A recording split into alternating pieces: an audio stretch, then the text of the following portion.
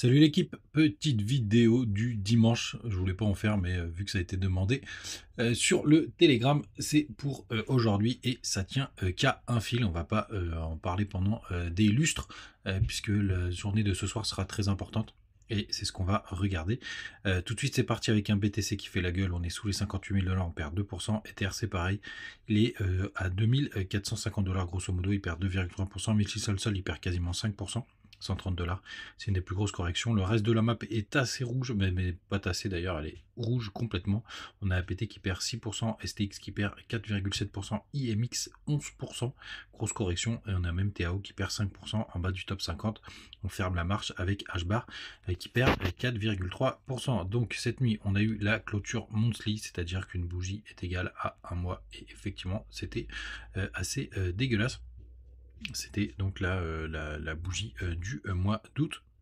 Alors par le passé, parce qu'on a eu un petit échange ce matin, c'est déjà arrivé plusieurs fois qu'on ait 3 bougies rouges monthly d'affilée. En général, c'est rare en tendance haussière, mais je crois que c'était arrivé juste là entre 2019 et 2020, et par contre en bear market on peut avoir des grosses successions de bougies rouges, et celle-ci elle est dégueulasse, elle est un peu décevante puisque tout simplement j'aurais aimé qu'on regagne les 60 500 $ pour pouvoir clôturer en dessous de ces deux corps de bougies. Malheureusement c'est fait, c'est trop tard. Du côté des Ishimoku, on a un gros support qui se situe aux 56 300 $ grosso modo, gardez-le en tête. Donc le plus important maintenant, bien évidemment, c'est de savoir ce qui va se passer en weekly. Et en weekly, c'est pareil, on a une target importante à aller chercher. Il faudrait qu'on clôture avant ce soir au-dessus des 58 500 $. Pourquoi? Tout simplement pour éviter d'avoir ce qu'on appelle une bougie englobante, c'est-à-dire qu'on va faire plus que la bougie précédente, puisqu'en général, c'est des signaux qui sont assez baissiers tout simplement. Et donc il faudrait qu'on clôture au-dessus des 58 500 $. Et c'est pas tout, puisque sur cette zone, vous le savez, il y a aussi les 0,382 de Fibo qui sont un peu plus hauts, qui sont en 58 850 $ grosso modo. Donc pour l'instant, malgré tout, on les a tenus hier, hein, vous voyez, la bougie qui est juste là a tenu, on a clôturé à 58 900. Et tout simplement, derrière, là, aujourd'hui, on est en train d'aller chercher du pétrole, mais pour autant, on n'a pas fait un plus bas, et tout simplement, pour autant, la bougie n'est pas clôturée, et commenter une bougie qui n'est pas clôturée, ça n'a pas grand intérêt. Mais attention, du côté du MACD Daily, par contre, on a croisé. Donc grande méfiance à voir. Vous connaissez les targets, si jamais on doit aller plus bas, vous avez toujours les stops qui sont situés aux 55 861 $, et vous avez la grosse zone de travail qu'on a juste ici. Hop, je pense pas qu'on fera de nouveau plus bas, et qu'on ira chercher de la liquidité en dessous des 49 000 $. Pour moi, la target ultime, allez, on va dire, c'est pourquoi pas retester la moitié de cette mèche, donc allez, 52 000 $. Je pense qu'on n'ira pas plus bas, les gars, tout simplement. Du côté des autres indicateurs, mais ça vous avez déjà le gros du sujet.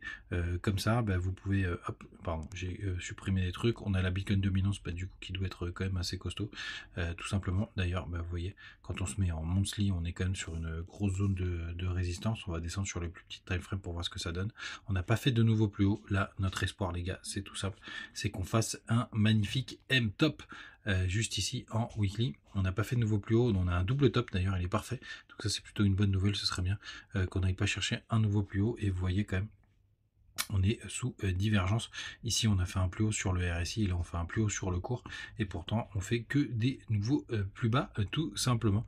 Donc ce qu'on attend, c'est évidemment ce retournement du côté de notre ami Bitcoin Dominance. Et le point, un des points les plus importants, si j'arrive à trouver le graphique, c'est là la bonne nouvelle quand même, il y en a. On a clôturé vendredi tout simplement à 59 000 $ du côté des contrats CME, et vous le savez, ça crée des petits gaps. D'ailleurs, il y en avait eu un qui a été fait en pleine semaine, ça arrive, regardez comme il a été comblé à la perfection. Vous voyez, il y avait un petit gap ici, on a été le chercher avec cette mèche, et on a clôturé à 58 980 $.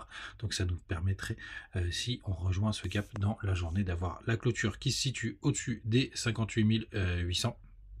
tout simplement parce que 58 500 du côté de ce graphique et aussi des 0,38,2 de ce côté-là, donc de tenir cette zone, et c'est ce qu'on attend avec impatience. Voilà tout ce que vous avez à surveiller. En attendant, n'hésitez pas à nous rejoindre du côté du Telegram, par genre des petites news, des petites infos tous les jours, les bonus du côté de Mex et de BitGet, de Binbark, de BingX. Profitez-en, ça reste quand même, je pense, un moment essentiel pour le marché crypto. On se retrouve demain. Salut les potes, ciao.